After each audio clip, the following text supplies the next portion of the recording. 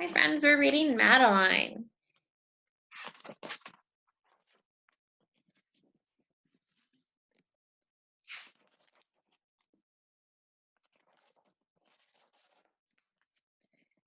In an old house in Paris that was covered with vines, lived 12 little girls in 2 straight lines. In 2 straight lines, they broke their bread and brushed their teeth and went to bed. They smiled at the good and frowned at the bad. And sometimes they were very sad. They left the house at 9:30 in 2 straight lines.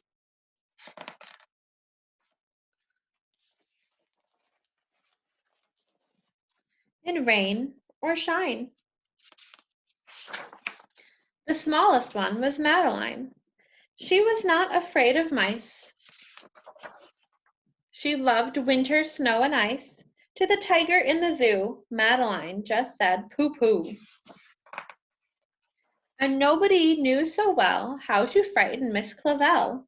In the middle of one night, Miss Clavel turned on her light and said, "Something is not right."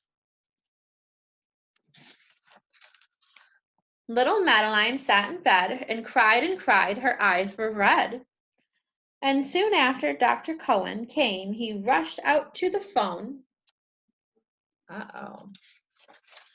And he dialed. "Nurse," he said, "it's an appendix."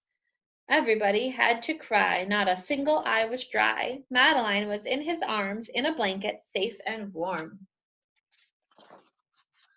In a car with a red light, they drove out into the night. Madeline woke up 2 hours later in a room with flowers. Madeline soon ate and drank, and on her bed there was a crank and a crack in the ceiling that had the habit of sometimes looking like a rabbit. Outside were birds, trees, and skies, and so 10 days passed quickly by. One nice morning, Miss Clavel said, "Isn't this a fine day to visit Madeline?"